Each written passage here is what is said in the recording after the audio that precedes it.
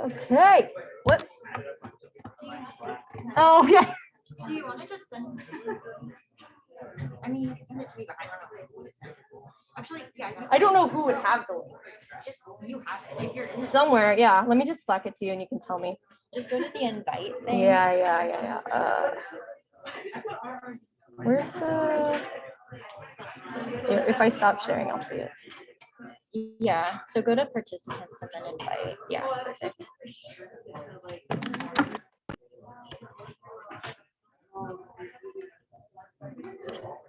Okay. Sending to you. Ah, come on. Okay, and you can let me know. Otherwise, we might have to just provide it again to everybody.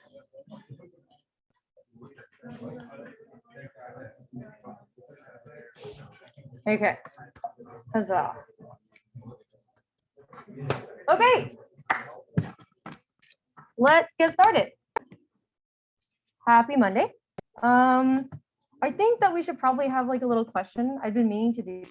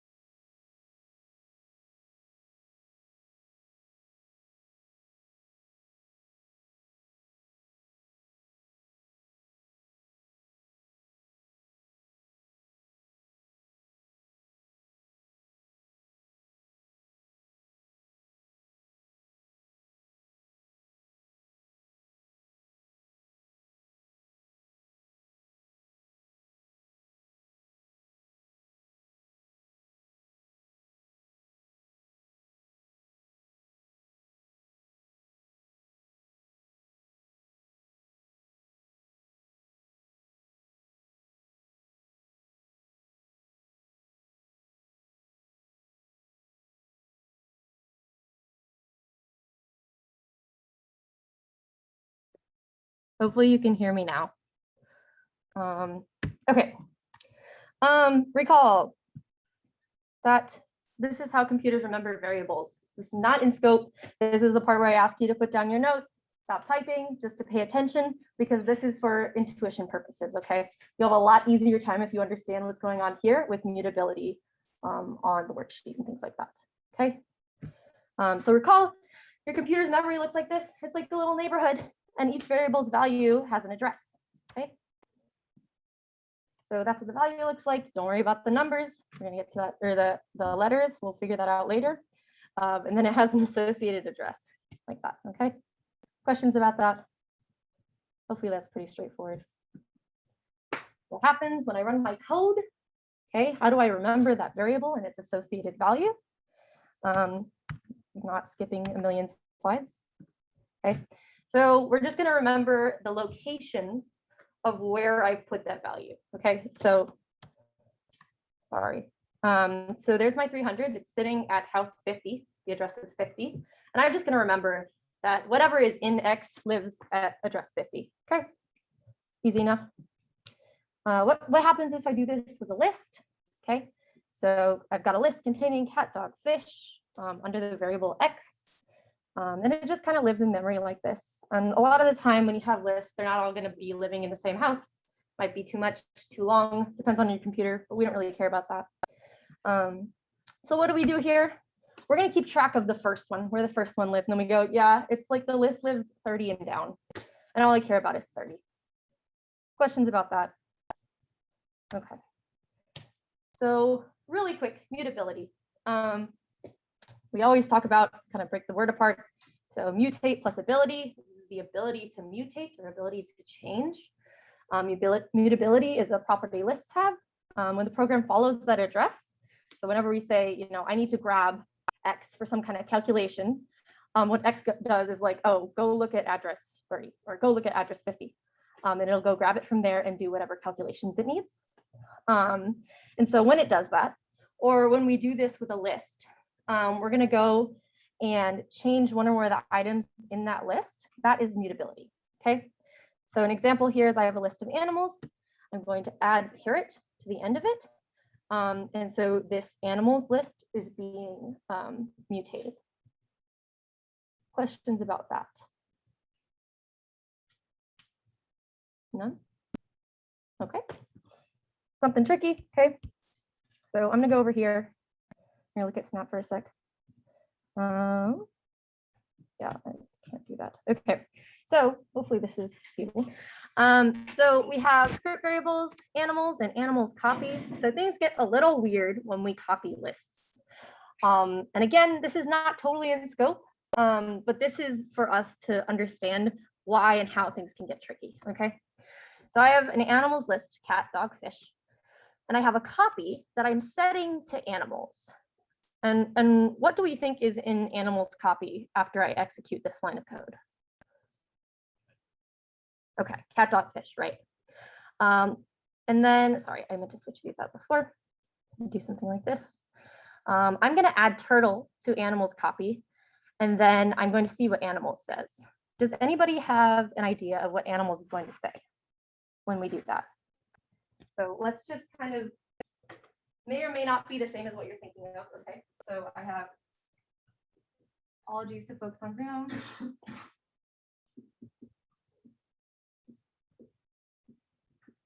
So I have two variables, right? And this is kind of how it's looking in my head right now, okay?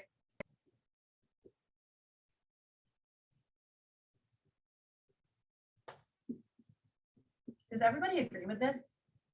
That this is how it looks in their head right now? Okay.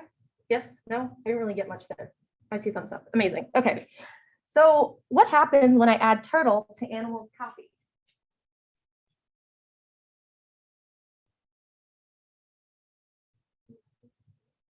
I'm going to add turtles here, and then I'm going to print animals. Okay, what does this look like? Cat, dog, fish. Okay, so we're expecting that to be the same, right? So it turns out that it's not. And it doesn't really look like this behind the scenes. Again, not totally stuff that you need to, the why is not stuff that you need to know for this class, but you need to know the functionality and the fact that it's not going to be that it's going to be the same for either one. The reason this is, I should have put this on my slides, is that what happens is I have animals in my little chart, and I go animals copy. And what happens here is recall that I give this like some address. So I'm just going to say, maybe it lives at 50 or whatever, like in our example. So what actually happens here is when we make this copy, when we say set animals copy to animals, what actually happens is that it takes this address and it says, yeah, if you want to go find animals, just go that way to find what I am. And so really they're looking at the same list item, which is kind of weird. And this is mutability. So a similar thing happens here when I take away this turtle one and I do this instead. Okay, where I replace the third item with the word goldfish. Okay. And then what do we expect is going to happen here? I mean, I may have just hinted at it.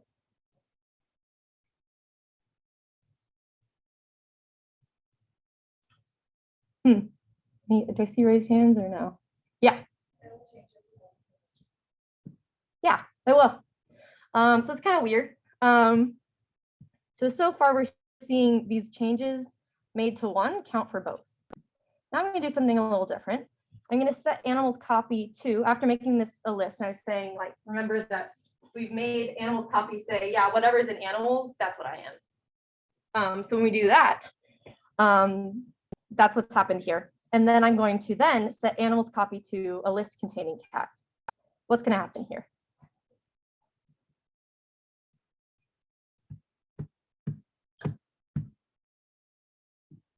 Not the same thing. So in this case, animals was untouched. And this is because set doesn't mutate. Okay, so in this class, this is where you should probably start taking notes, is that these are blocks that can do mutating on lists. Okay, so delete, add, insert, replace are all things that do mutability on a list. So the acronym that somebody came up with a long time ago in this class is DAIR. D-A-I-R, delete, add, insert, replace. Those are your mutating blocks. So if we have like something like a copy like this again, and if we make these changes to either of those guys, they're going to reflect in the other. This is something you'll see more in lab and in discussion. Kind of a weird one. Questions about that before I move on a bit?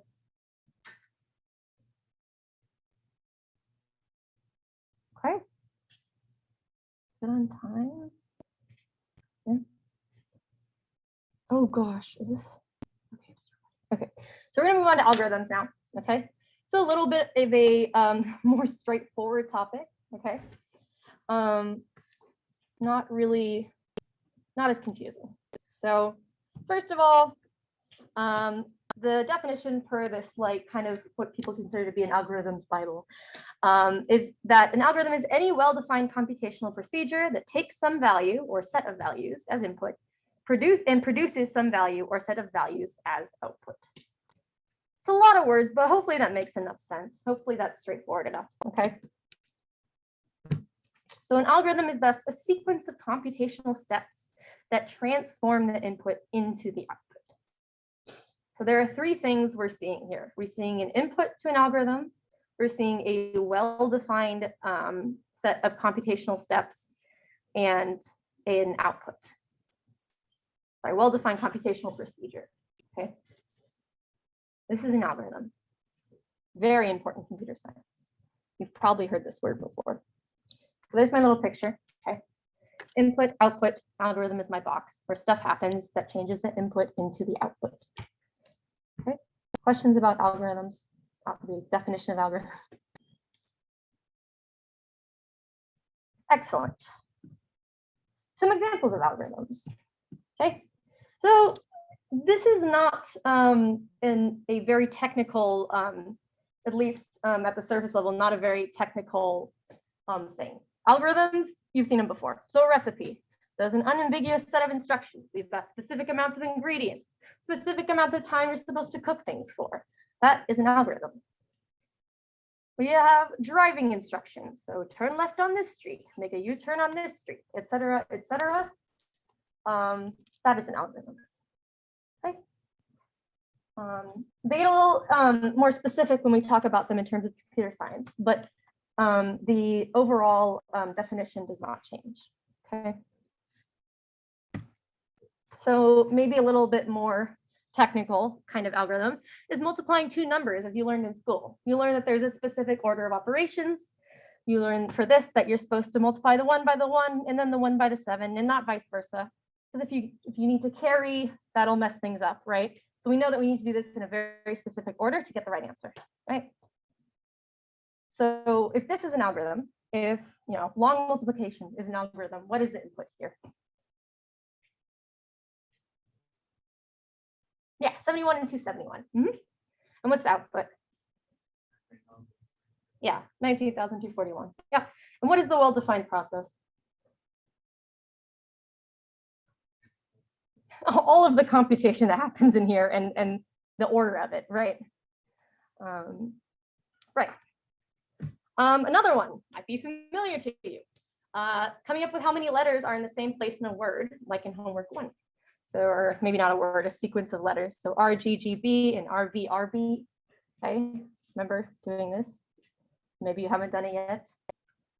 But again, an algorithm, right? How I might do this without maybe giving an answer, but kind of discussing this more in terms of what we're learning.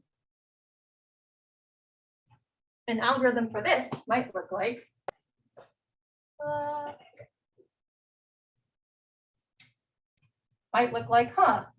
I'm going to look at the first ones. I'm going to see if they're the same. I'm going to look through the second ones to see if they are the same. And then at some point, I'll have some number of how many are the same. It's 2. And that'll be my answer. So what I just described was the well-defined computational procedure that perhaps wasn't so well-defined. The output was 2, and the input was by sequences of letters, right? Awesome. Okay. So we're going to do another one here, and this is going to look a lot more like what we're going to be working with algorithm-wise. So here's a well-defined algorithm. So we have an input, a list of 5 numbers. We have an output, the index of the smallest number. And then we have an example of how it might work. So an example input might be 32, 39, 9, 2, and 19. We want to look for the index, remember the placement of the smallest number. And then the output would be 4. 2 is the smallest. Questions about how this should work? Okay, so here's the definition of our algorithm. Set best to 1. We have a variable called best. Okay, and then I'm going to do for I equals 1, 2, 3. What is that? What's going on there? What does that look like? This is not code. It's what people might call pseudocode. What's going on there? For I equals 1, 2, 3. Does that look familiar to anyone? Hopefully. What is it? It's a for I loop. Thank you. Yeah. So we're going to have this variable I take on values 1, 2, 3, and we're going to do the same thing for all those times that I is going to take on all those numbers. And while that happens, for each one of these loops, we're going to replace our variable best with I if the item at position I is less than the item at position best. Questions about that?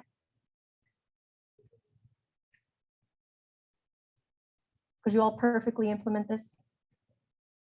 Or rather, execute it? Maybe? Let's see. So I'm going to iterate through. So I is 1. I'm looking at 32. Best is currently not anything, or sorry, best is currently 1. And 32, is it smaller than 1? No, it's not. So I'm gonna keep going. What about 39? Is that smaller than 1? No. Oh my gosh, I think these slides are messed up. Okay, I'm gonna not do this then. Hopefully this makes sense. I will update the slides with something that makes sense. I'm just realizing that these are not quite right. Don't know where that is. Hopefully that makes sense. Let's look at the properties of algorithms. Okay, so first of all, algorithms can be combined to make new algorithms. Okay, using existing correct algorithms as building blocks for constructing a new algorithm helps ensure the new algorithm is correct. So we don't want to put together like haphazard algorithms to make a new one. Probably won't be a working one, the resulting one. Okay. Knowing standard algorithms, which is something you'll find probably in classes like 61B, will be helpful in developing new algorithms. Okay. There are usually many algorithms to solve the same computational problem. They might be faster than one another. Some might be more efficient than others. Yeah. And again, you'll learn about that in 61B. Developing a new algorithm to solve a problem can yield insight into the problem. Yeah. Kind of interesting. These are Josh Hugg's slides, by the way. An optimal algorithm for finding the median of a list of numbers was discovered in 1973. The mathematics is surprisingly clever and sheds light into the world of entire world of such problems. A lot of this actually becomes very mathy, which may or may not be of interest to you. If you are going to be a CS major, I highly recommend 170. That is a super fun algorithms class. Okay. So specifying algorithms, okay? So languages for algorithms. You may have noticed that there wasn't really a whole lot of code in the last few slides. So we can define algorithms in a lot of different ways. So a very natural one is pseudocode, and that's the one that we looked at in that sorting one that in the slides that didn't work, you know. These are easy for humans to understand, but can be ambiguous. So it can just be a list of steps, just like a recipe, right? So that wasn't in code. We can also do visual and text-based programming languages like Snap or Python, or any other way. Some people use things like flowcharts, and then this kind of goes beyond language, right? Is that I can implement maybe this in any language I like if I understand how, or if I understand this flowchart, right? Questions about that? Awesome. Algorithms versus implementation. So just a note on language, right? We specify an algorithm using code in a programming language. We say that the code implements the algorithm. And I just use this word. So this is pseudocode, or sorry, this is code that implements the pseudocode of the algorithm we just looked at in Snap. So we've implemented it here. Okay. And you can go through these slides later. If you want to. I would highly recommend going into Snap and coding this up and seeing how we can map those the pseudocode into Snap. Okay. So every algorithm can be constructed using specific building blocks. So we have sequencing, selection, and iteration. Okay. So these might look familiar. So we have something like sequencing where we have like a big block of code, and then we kind of do it in order, right? So we do this, and then finally this. So everything happens in order. That's sequencing. So maybe for the, if we think about it more broadly, those, actually, wait, I'm gonna wait, hold on. So we have selection. We've got an if statement. So we have a decision to make. We need to select what's the best thing to do next in this algorithm. Okay. Then we have iteration. I was going to say the sequencing was the looping through these, but iteration is the best one for that, right? Because we're going to iterate through each slot and see whether we have matching colors. Those are the 3 basic building blocks for algorithms. Hopefully you've used all of these in lab.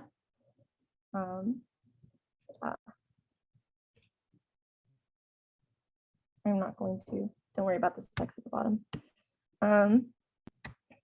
I thought this was kind of interesting. So almost all programming languages are equally powerful. Any program that you write in one language can be written in any other. Kind of what we were talking about before is that kind of pseudocode. We can write things in recipes, we can write things in code, different types of code. We can do all of these listed algorithms in Python, C, C++, and Snap, all of these, and just about any programming language you can think of. Which will be more interesting as we continue on into Python and maybe you begin exploring other languages. Okay. I'm gonna leave these to read. And also these are slides that I'm actually gonna have you read on your own if you are curious. They're very interesting. Universality and Turing's machine. I was actually going to leave the remaining time, which is quite a bit, for questions about homework 1. If there are any.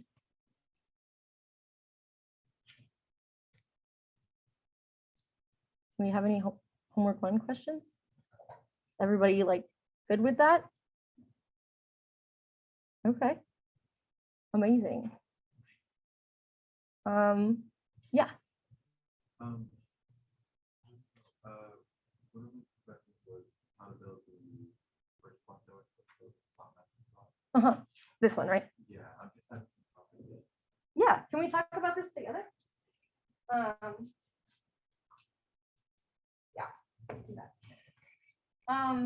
So kind of let's talk about this in terms of algorithms. And I don't want to do any solutions here, right? It's not really fair to people not at lecture, but I thought some people might find this helpful.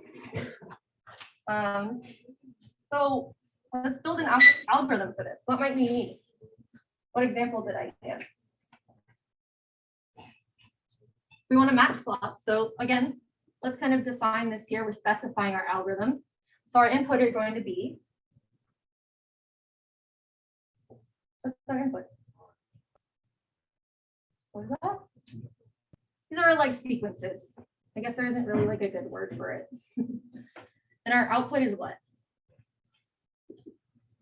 I said a number. I believe the spec says, does the spec say? Sorry, we were talking about homework 2. I believe it's number. Right?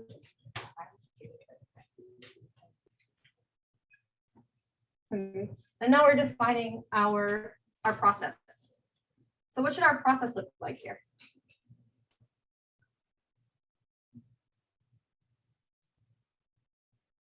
We did some iterating, right? What does that look like? Anybody?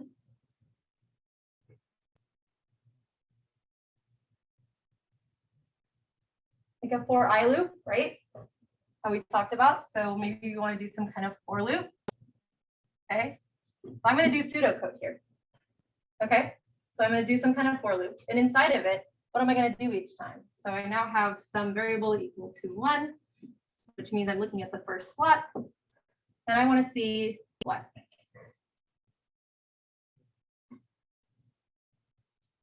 If item 1 of the first code and item 2 of the second code are the same, right? Okay, so our whatever link of code 1 and 2 the same.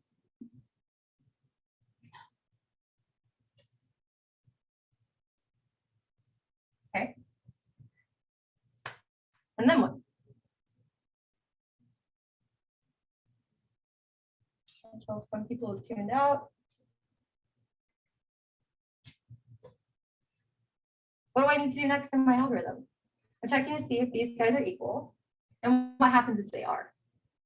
Because remember, I'm asking a question. And when we need to make a decision, what building block of algorithms are we using? It's a Boolean, right? This is like a kind of a predicate. The answer is going to be a Boolean. This is selection, right? Hopefully you remember from the slides, this is some kind of selection, right? That's another aspect of our algorithm. So we have iteration, we have selection, and now what? we need to kind of finish out our selection. So if they're equal, what are we going to do? We can't report yet. We're going to remember where this is. So we're going to remember this. So whatever this number is, I'm going to add this number to whatever I'm going to report. What we decided? Is that the matching slots? There's it's not very clear. It looks like it's asking for those. So we're going to remember one. So we're going to have a variable. We did best before. We can say slots. Okay, so if these are matching, I'm going to update slots with that number. Right. And then I'm going to do it again. I is going to be equal to 2. I'm going to move on. And I'm going to see, are these equal? They're not. So I'm not going to do anything. So nothing if not. So we kind of define this if yes, if no. So if yes, we add 2 slots. If no, do nothing. Okay. And then we continue on. Same thing here. This time it's 3. Okay. Do nothing because they're not the same. These guys are the same, so I'm going to add. So I get 1 and then 2. Because I remembered 1 here and I remembered 2. So that's kind of an algorithm for this one. I don't know if people found that helpful. There don't seem to be a whole lot of homework or questions. So I'm going to go ahead and go through this Turing's machine. You're welcome to pay attention. You're welcome to chill if you want a place to stay before discussion. But if you're interested, definitely listen. It's very cool. All of this is out of scope, all extra stuff, okay? So some history. So Alan Turing, maybe if you saw the Imitation Game, you've heard the name. Incredibly important figure in CS history. One of his most important concepts was called the Turing machine. And it consists of the following. So an infinitely long tape of symbols, something that can read and write symbols and can move left or right 1 step at a time. This might be confusing in description, but we're going to actually have a visualization in a sec. And then a state, and then a table of instructions or an algorithm. Okay. So let's look at this. This is kind of an example of a Turing machine. Very cool. Very big thing in computer science. Okay. So here's our table of instructions, or rather kind of something that we use in our algorithm. So we have a bunch of states called A, B, C. And then we have some tape and we've got a head. So our current state is A. So we're going to look here. We're at state A. And right now I see a 0. And so what I'm going to do is kind of just follow the instructions. And so we're here. We're at 2B. What does this mean? We're going to change it to a 2 and change our state to a B. Kind of odd. But these are the most important things, are looking at the value we're looking at. So we've got something that can look at each value one at a time. This is our head. This is our infinite piece of tape. And this is our state. So kind of like variables, we're keeping track of our state. We're looking at what we're reading from the tape.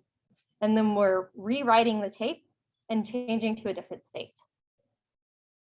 Okay. So I'm going to move here. And then I see I'm going to write a 2 and switch to state C.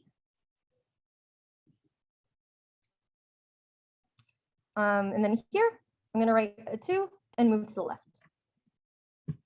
Kind of interesting. You should definitely run through this yourself. Yeah, I could keep going, but yeah, very interesting. In terms of algorithms, like kind of one of the first recognized ones. Again, more stuff on Turing completeness. That's about it for today. Do we feel good about mutability? Okay, cool. Do we feel good about lists? Ready to go to discussion, learn about Hoffs? I know these days are long, guys. Thanks for sticking with me. Yeah, I will, yeah.